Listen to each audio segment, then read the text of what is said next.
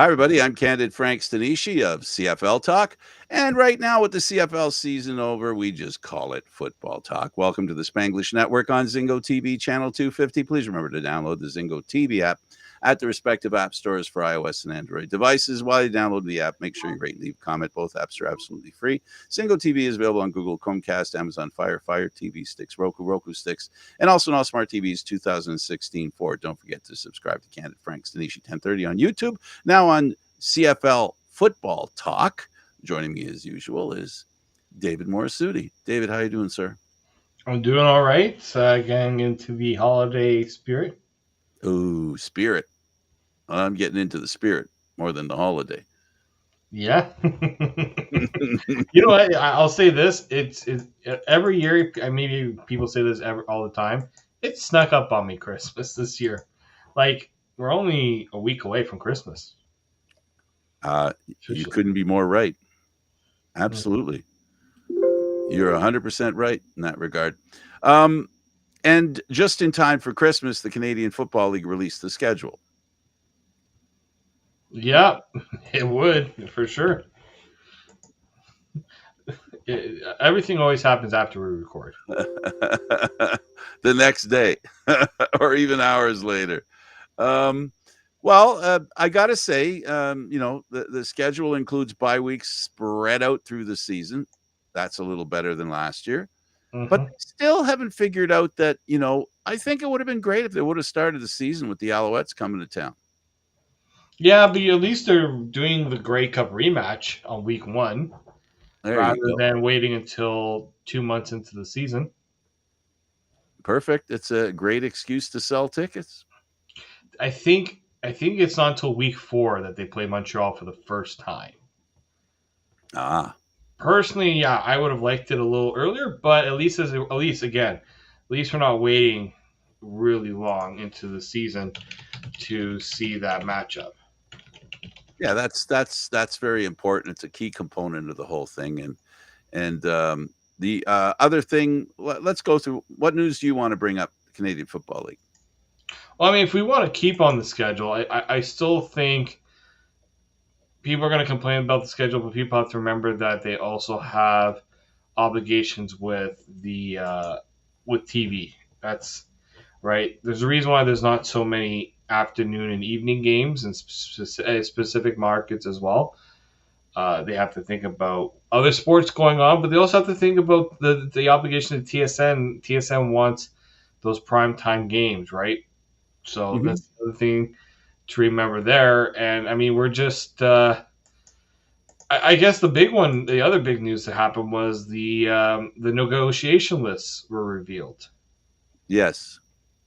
Which it's always an interesting time when the CFL negotiating lists are revealed because, again, it's I guess when you look at it, it's almost like you see some of the lists and you're just like, really, this person.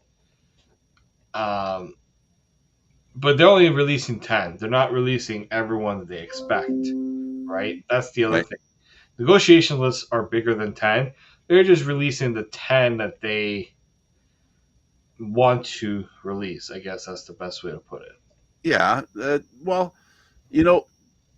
The Argos did well when it came to that. They traded off negotiation list of the Edmonton Elks, and they ended up with their number one quarterback. Mm-hmm. So there's something to be said for the negotiation list. It has some validity and value, right? 41 of the 90 players on the negotiation list are quarterbacks. And is that a surprise? Shouldn't be. I mean, if anyone's surprised, there shouldn't be. But as 3 Down Nation put, the previous players to come up to the CFL from the negotiation list, Chad Kelly, he was on Edmonton's, and Toronto was able to trade from the negotiation list to get him. Jake Mayer, Dustin Crum, Lucky Whitehead, Tim White, Tevin Jones, Dietrich Nichols, Jamal Morrow, and Javon Leake. These were all some people will say, "Oh, what's the point of naming the negotiation list?" Guess what? There are the potential players to come from the list to come up north to play in the CFL. Absolutely. I guess there's not really much more to really say about the negotiation list. I think the one player um, that was brought up was Jermaine Jackson.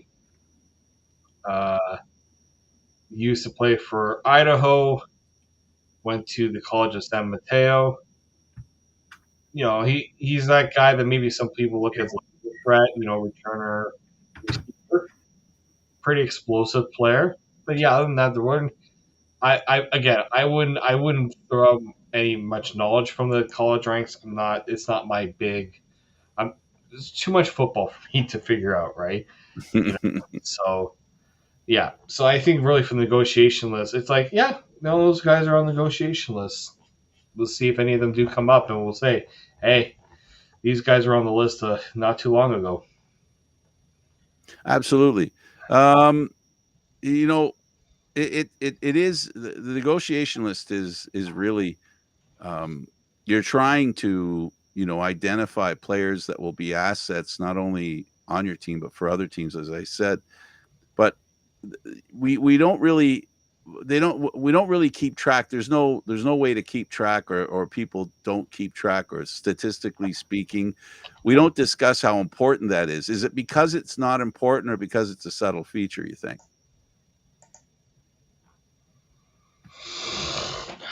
Um, it's tough to say. Like, I don't know. It's just when they first came out with this rule to even put the negotiation list out, I was like, okay. It wasn't something I was really like adamant that the CFL teams had to. I want to see who's on the negotiation list. It's kind of you kind of heard the negotiation list was around. It was kind of kept secret. It's nice that it's revealed, but again, it's only 10 names. It's not like you're getting the whole list of players either. Absolutely, absolutely. Okay. We do have some Um, NFL news. I don't know if you saw the news today. well, let's finish with the CFL, and then we'll Okay, move over to the NFL instead of sure. bouncing around. There's only a couple more things we want to talk about as far as the CFL's Oh, concerned. yeah. And actually we'll have a good transition, I promise. It turns out that we have ourselves a quarterback, um, Jacksonville Jaguars. His brother now is going to be playing for the Hoosiers. He's transferred. That's kind of amazing that that's happened, and I really think it's the Rourke that's in college at least anyway. That Curtis is going to move over, and he's decided to switch schools, and it's a school that plays more of an NFL style of football. Yeah, I mean that's the big key there, right? He's moving to a more NFL like offense. The Ohio University wasn't known for that really. I mean, we saw what Nathan worked in the CFL, but yeah, no, I think it's the big one here is he says it's a fresh start for him, and yeah, I mean, yeah, there's some truth to that. It is a fresh start, but I also just think that you know he understood where his priorities kind of lie, right? He's 23 years old. He has been guaranteed the number one job. That's the other thing. He has to go out and secure, and he'll have to win the job, which might actually benefit him more, right? To go Yeah, out and win the job. But you know what? Like, I always say that you just got to give yourself every opportunity to showcase yourself. It doesn't help that he had an ACL injury and that took away some of the buzz that was surrounding him. Maybe if he didn't have that injury, he would have had more prospects in the transfer window because the transfer terminal, right? Because I guarantee he probably wanted to make this move earlier. He was thinking right. about making the move. And he is definitely interested. He's not interested in coming to the Canadian Football League. He wants to go to the NFL, Hmm. Yeah, right? And he feels this will help him get there, better than where he was last year. So So yeah, so that and then we'll wait for his brother a little bit because I got some other Right. stories here that I find very interesting.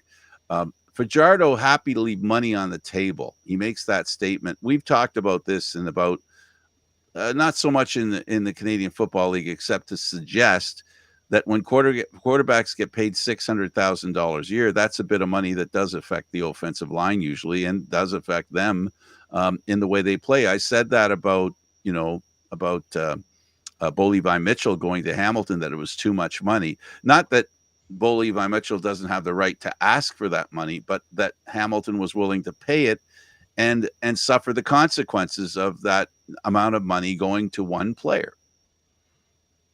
Yeah, I mean, it's been the long fielding question, right?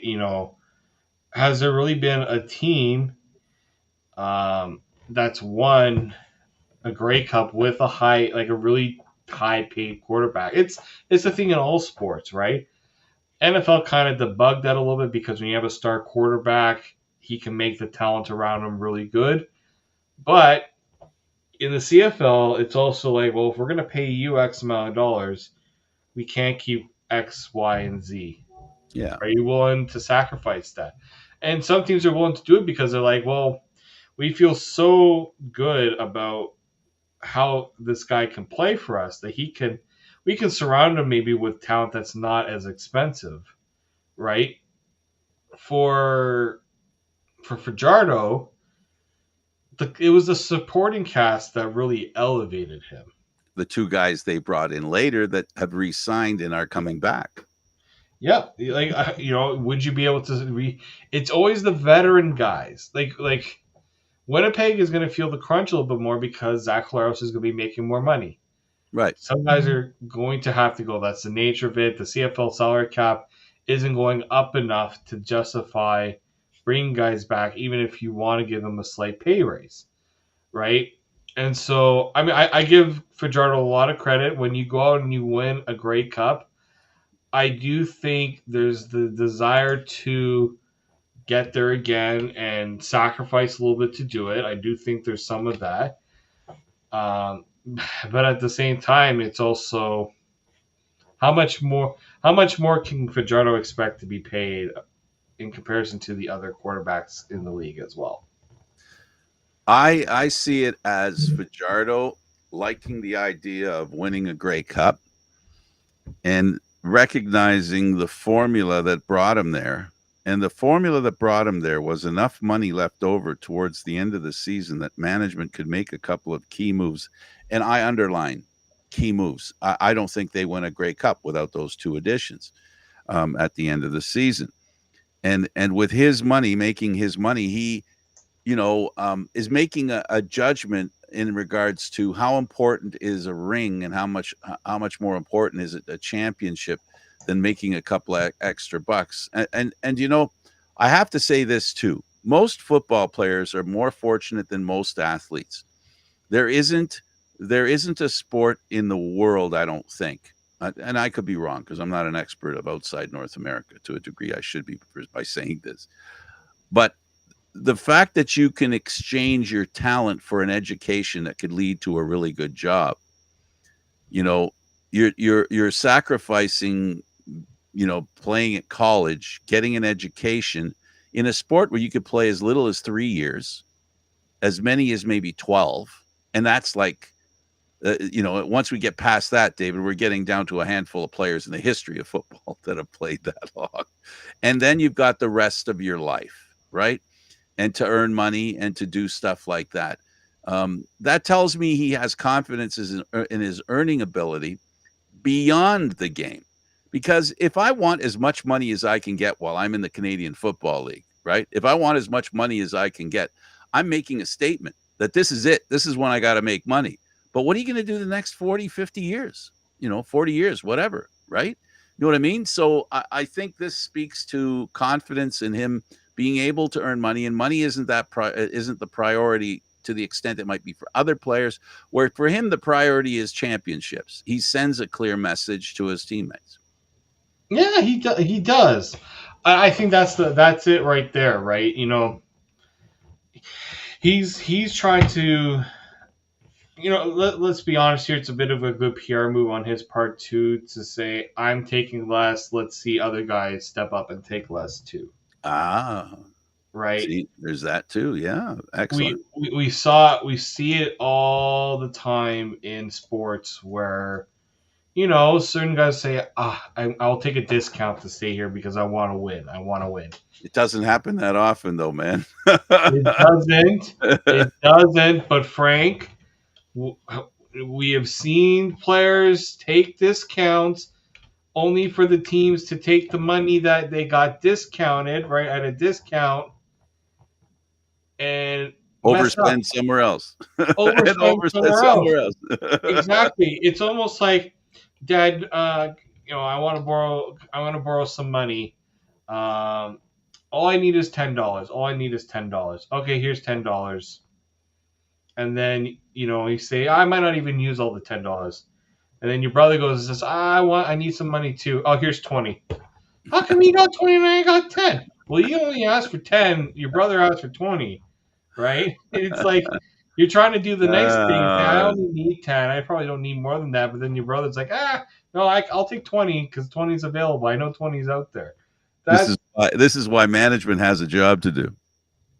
exactly right. And so I'm of the belief that you really need to have, I wouldn't say be included into the plan, but there's got to be a real good conversation had here where you're like, if I'm taking less money, it's because I want this team to be successful because of it. Not I'm taking less money. It's like, okay, that's money we're going to keep in our pocket. Now, Montreal did the smart thing where they had the ability to add guys later in the Mhm. season, using the salary cap to their advantage like that. Now, that's not always a guarantee. You can't go and say we're gonna wait until a couple months left in the season, going at two top veteran free agents. It's not a game plan that's always like, there's not always a Sean Lemon out there that you can go and get right at that point in the season. But what it does tell the team is, I'll take less, but only to know that you're going to use that money to help this team. And let's not Well, go ahead. I'm sorry. The reason, just I'd like to kind of. Fajardo made a decision based on faith, I think, in management as well, that they will spend that money wisely and as wisely as they did the year before. And your point, I want to accentuate your point. He's talking to his teammates, saying, "Let's all take a little less so that we can get back there again." Yeah. So Yeah, I mean, it's not a guarantee. no, but You take a risk by doing that as a player like Nathan Rourke. Not sorry, Nathan Rourke. Why am I saying Nathan Rourke? Cody Fajardo's taking the risk of taking less money that he can use to support his family, with the understanding that it's going to bring them a championship at the end of the day, or get them as good of a chance to repeat. There is a risk to it. There's no guarantees in sports. The Argos just went 16-2 only to lose in the one playoff game that they played. There's no guarantees, but the odds look better when you give yourself more opportunities to improve yourself. and there's only 9 teams in the league. Exactly.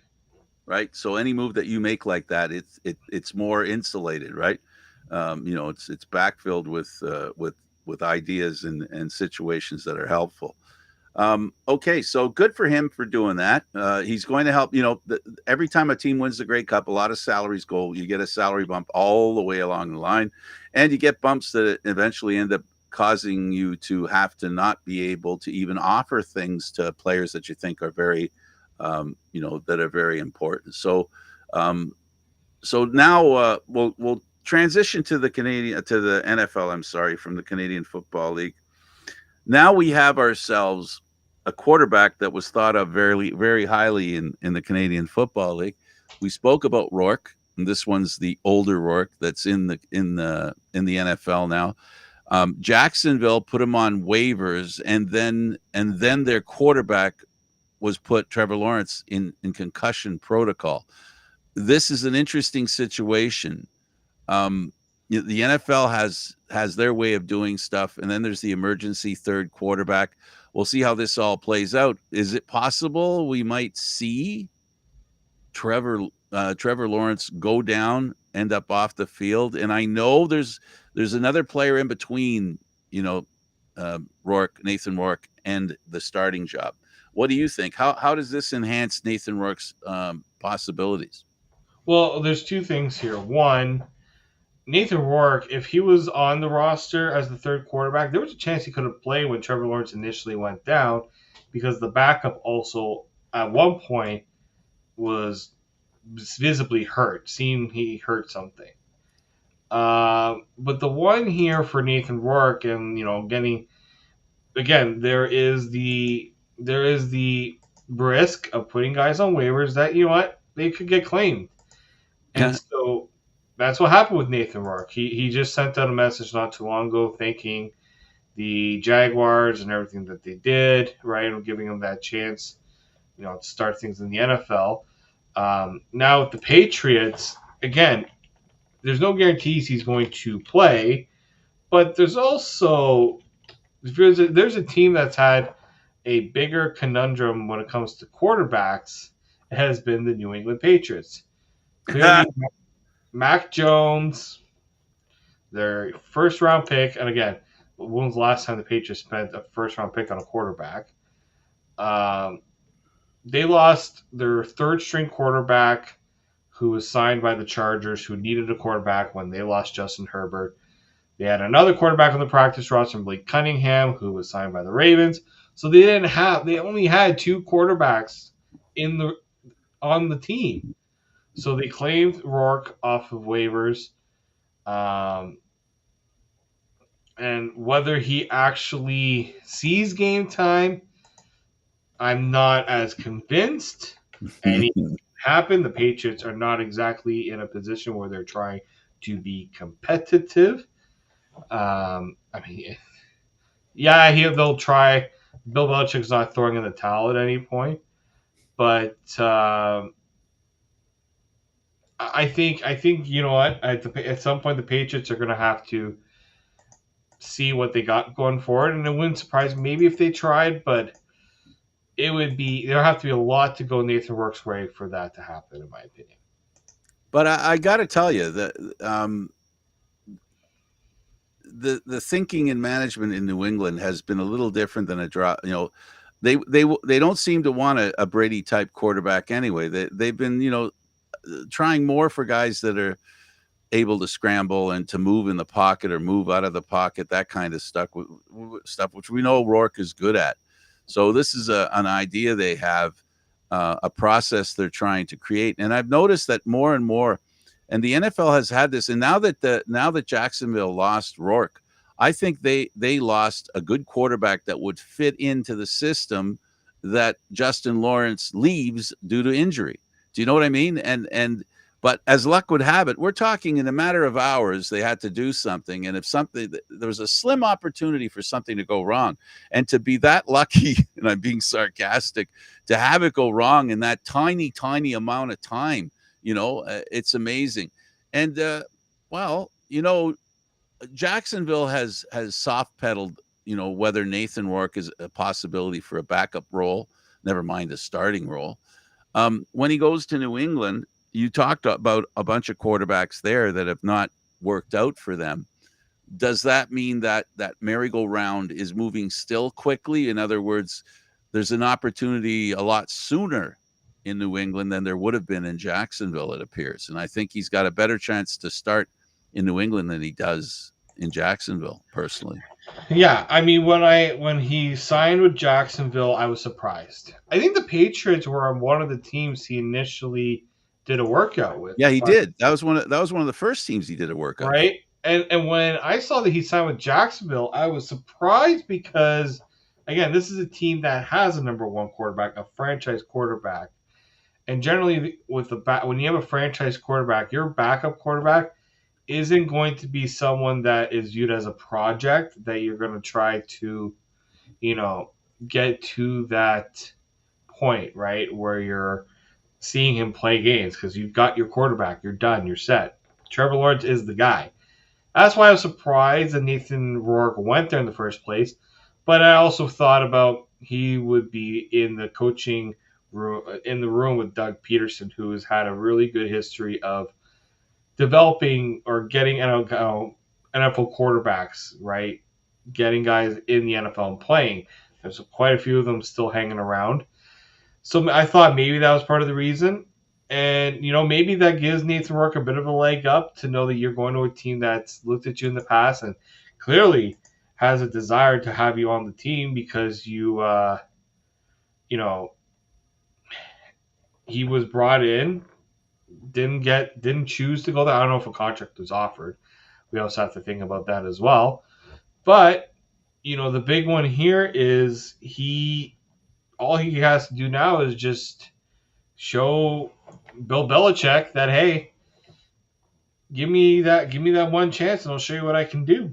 And right now the Patriots, they're not winning games. So what do they have to lose at this point? They're not committed to, other than to Mac Jones, they're not really committed to any of these guys as franchise guys. So in a way, maybe they could try that, but I don't know. Well, for me, it's about the the seriousness with which Jacksonville does not want to create any waves when it comes from the very beginning. When it comes not only to the starting quarterback but the backup quarterback. The coach went out of his way to say, "No, we have our backup quarterback. He's our third quarterback." He fought the idea or the thoughts. If you Yeah. remember, even when Nathan Rourke made that great play, in the preseason, right? Yeah. It still didn't change the mentality of the coaching staff, the management team in Jacksonville. So, maybe because New England is not as set, there will be a good opportunity for Nathan Rourke. But here's the thing about that. I sure hope Nathan Rourke has somebody to hand the ball off to and someone to pass to has sticky fingers. Yeah, I mean, You know what I mean? Because that's another problem. That's where the upside is. He'll get time, but he won't get time with as good a team that he has left. well, and that's the thing here too. There's not many games left in the year. Um, I don't think the Patriots are also going to throw him onto the practice roster yet. Maybe they'll consider keeping him on. I don't know. But it'll be interesting to see if anyone asks Bill Belichick if there's the opportunity for Nathan Rourke to get an opportunity here because he hasn't had that opportunity yet. Now he's only been in the NFL for less than a year, so I mean it's not like he's been waiting, waiting, waiting, waiting. It hasn't been like that, but he's also what there's only so much you can do in a practice roster, right? To show what Absolutely. you can do. Absolutely. But David, the other thing is there's only a few games left. I like to tag this on there. Few games that have very little importance to this year, but they could end up having a lot of importance to next year, as does happen with teams that don't make the playoffs. They start doing things to figure out how we can make the playoffs next year. So there's a lot more experimentation that takes place on teams. Opportunities are given that normally wouldn't be given when you're on a schedule to make the playoffs, or you're there, you're almost there, and you can't afford to experiment.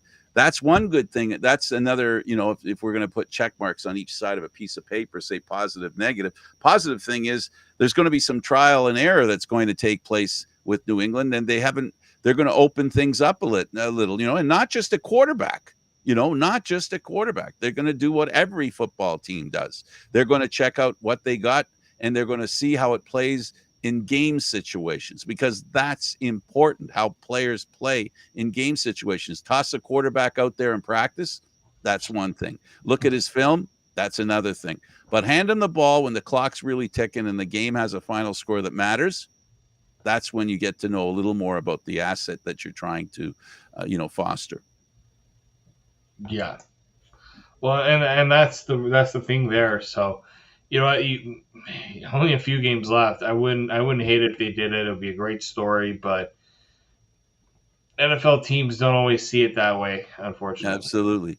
It's been a really good year for you, David. The Cowboys have been awesome until yesterday. That Ouch. was not fun. Full disclosure, I was not home when the game was happening. I I wasn't PVR'd the either. game. I was following it on my phone. I was PVRing the game, and my friend said, "You don't need to watch the game." I said, "No." I said, "No, I need to watch the game." Sometimes it's easy to push aside when your team gets their butt whooped, and you're just like, you know Yeah. what, I'm not even gonna bother. I said, you know what, no, I wanted to see for myself, why did they lose And the why did they game? lose, David? Why did they lose? Because the Buffalo Bills came out and said, you know what, we're gonna outwork you. We're gonna be the more physical team. We're gonna let not Josh Allen beat you.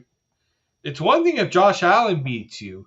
No, they let James Cook beat them. And what annoyed me about that Cowboys game and what worries me about that Cowboys game is we're talking about this defense so much. They just gave a blueprint for a lot of other teams to beat them, especially if the Cowboys are the road team.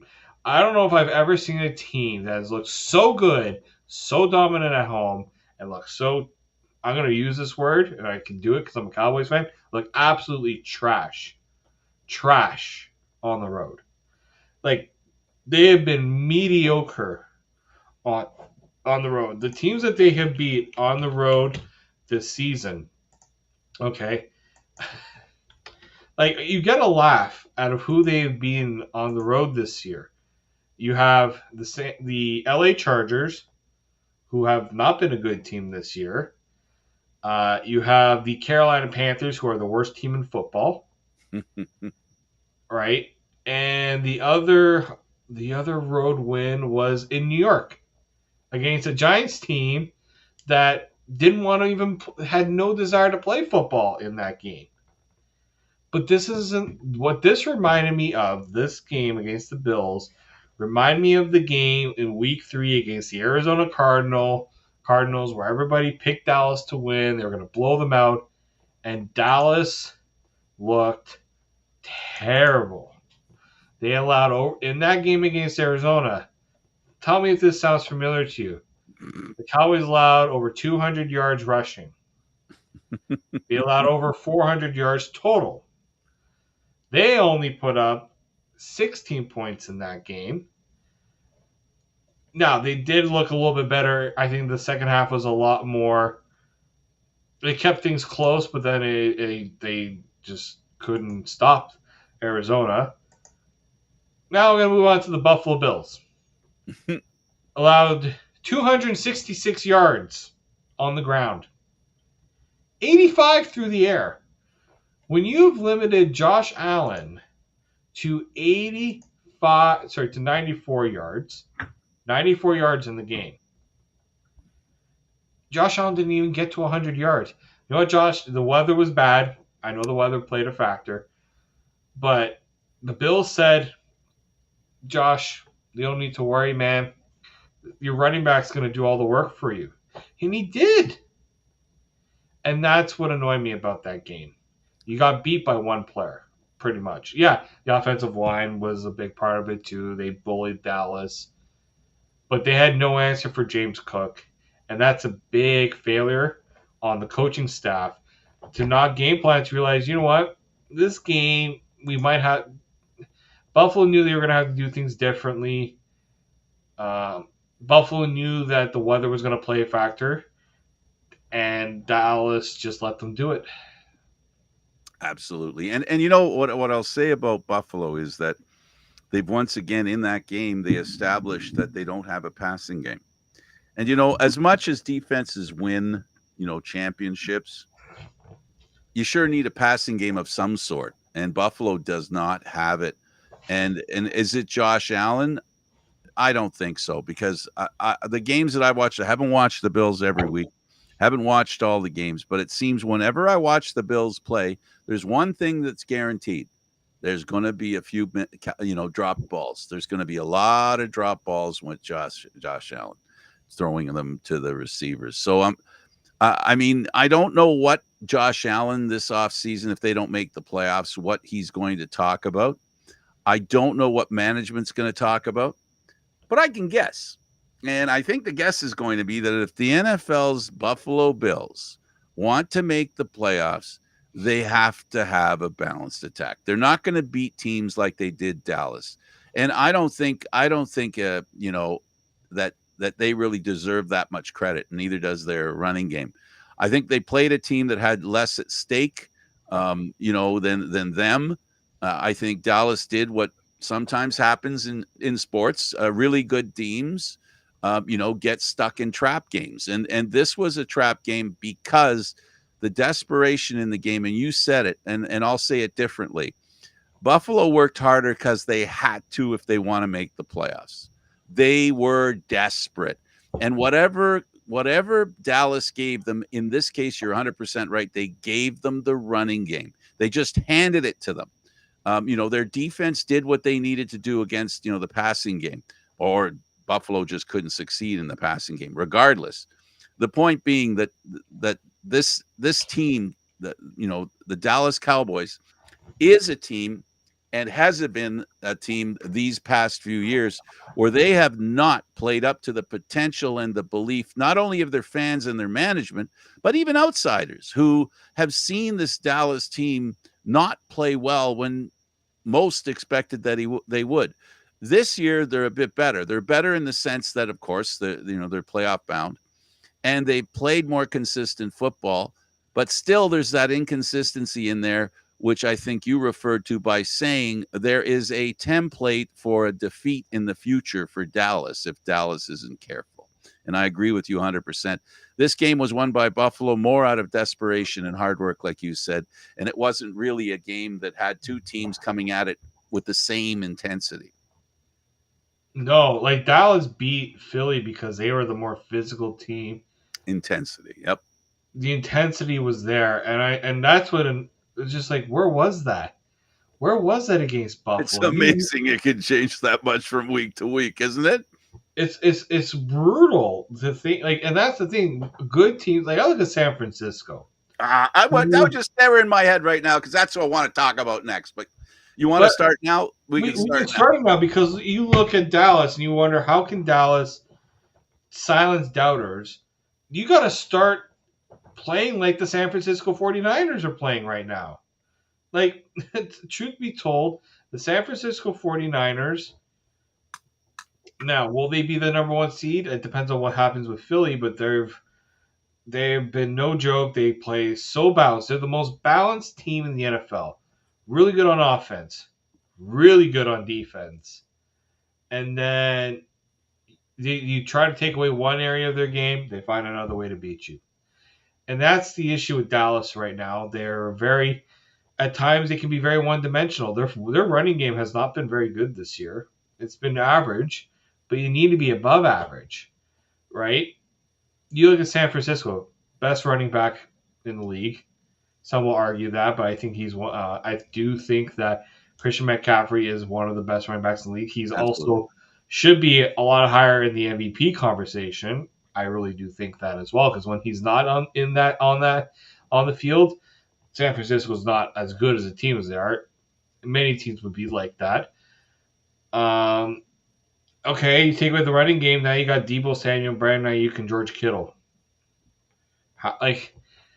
Brock Purdy, everyone's talking about him for MVP. Personally, I think he's still more of a product of the guys around him. People can argue that with me, but I say you see how Brock Purdy has played without these guys in the lineup, and it's night and day. So, yeah, right now the San Francisco 49ers are the team to beat in the NFL, and it's not even close in my opinion. I don't know how distant they are or how far ahead they are of the opposition, but what I will say about the San Francisco 49ers, we know that after what happened to them in the playoffs last year, that organization was going to come back angry with the situation that they found themselves in. and they feel probably to a man that they were cheated out of an opportunity to make it to the Super Bowl, and they were a favorite. And what happened to them in that game when they didn't have a quarterback was a horrible thing. That can you imagine the pain they had during the game, David?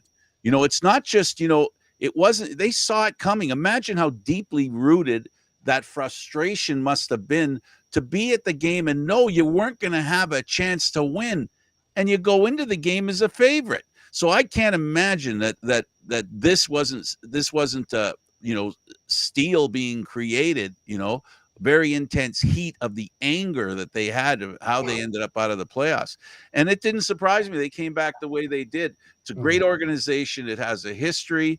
It has winning in its genes, literally. And to lose that way, no one could even doubt they were going to come back as hard as they were. Are they the favorite? Um, okay, I won't argue with you, but I will suggest that the Philadelphia Eagles, not like them, more like other teams in the league that are really good that have played bad games. If the Eagles play the way they can, they're going to give San Francisco a hard time if it's them two at the end.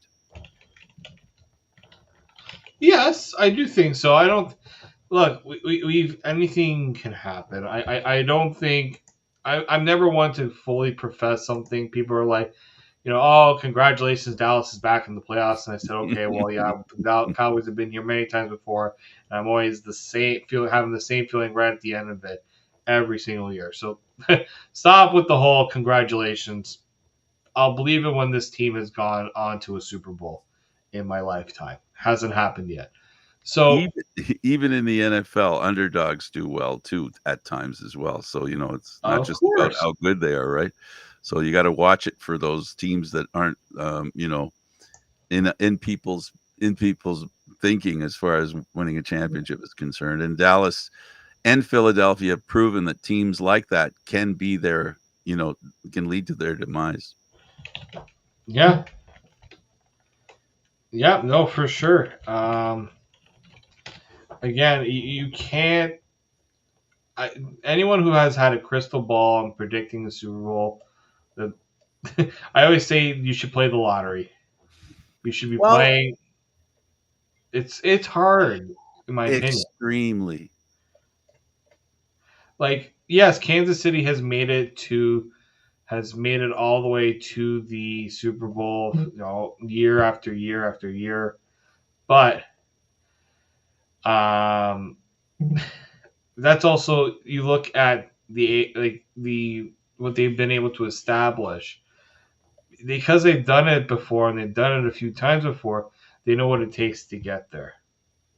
I agree with you 100%. But a great history begins with the first victory. I like the Dolphins and the Ravens. Well, Kansas City's my team. They've been my team for the last, I guess, 5 or 6 years, before the big guy got there, or the great quarterback got there. I just think that they got there because of the big plays. The real question is going to be for teams like the Ravens, the Dolphins, and I'll even go down to the Detroit Lions, just as one, NFC team, that they have the game breakers. The question is, and this is the beauty of football, can you be a game breaker in the big game? And what you said about the Chiefs is they've had multiple players like the New England Patriots of the past. They had a roster of a nucleus of players, a handful of players that any one or two of them could take a game and win it for them.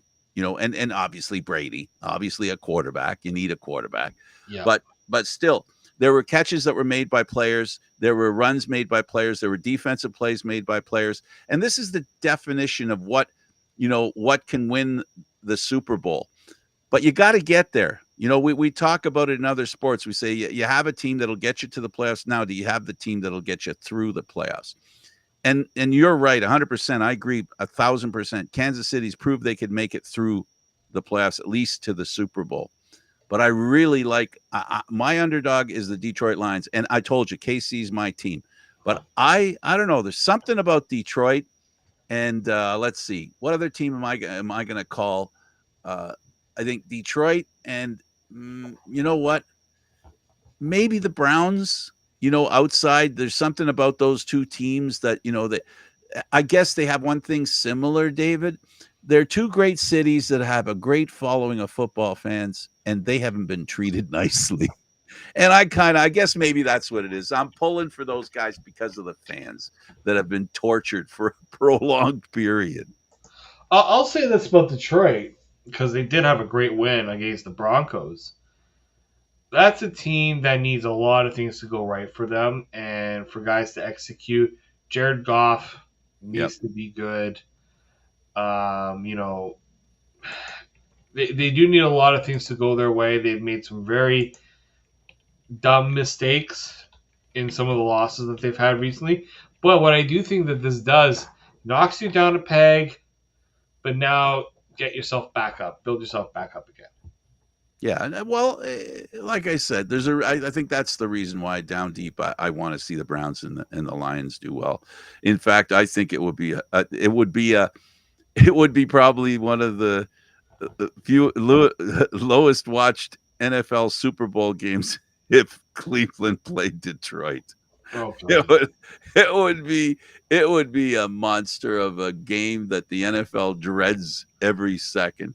Yeah, they're pulling for San Francisco. They're pulling for Kansas City, and I think they're pulling too for the Dolphins. I think the NFL and the viewership to watch the game, the 49ers Dolphins Super Bowl would be outstanding, I think, for viewership. Oh yeah, no, I think it would. Even Dallas, you could replace Dallas in there because I'm gonna Oh, if respect you because Dallas you're my got friend. there. Oh my God. The NFL wouldn't be able to not only just the number of people that hate having seen Dallas there, but oh my goodness, like people don't understand how much the Dallas Cowboys really changed the landscape in the NFL. You look at some of the top watched games over the years, and Dallas is right up there. Thanksgiving games, Sunday nighters, Monday nighters, it's Dallas, and it's always going to be Dallas.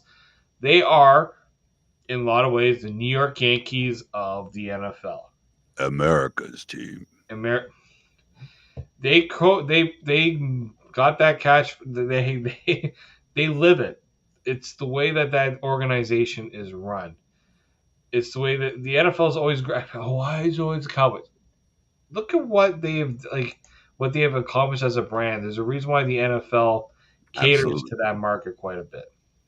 They were the first they were the first to uh, somehow land in the TV world. You're too young to know this, but and when television broke out and then the 60s came when all these TV shows and stuff and then television became so popular because by then everybody had TVs. The Dallas Cowboys came out of the NFL and became even bigger than the NFL. They were on, their cheerleaders were on TV shows. They were everywhere. Everybody knew who the Dallas Cowboys were, even people who weren't football fans. Um, I'll give you an example, folks. If you don't know what I'm saying, think of the Kansas City Chiefs and Travis Kelsey and that young lady up in the stands. That's what it was like with the Dallas Cowboys back in the 60s. Television brought them in, and they were on the Love Boat, all this stuff. They were on all these shows. Yeah, they really did. The America's team thing goes back that far. It goes back that far that they ended up becoming the NFL team.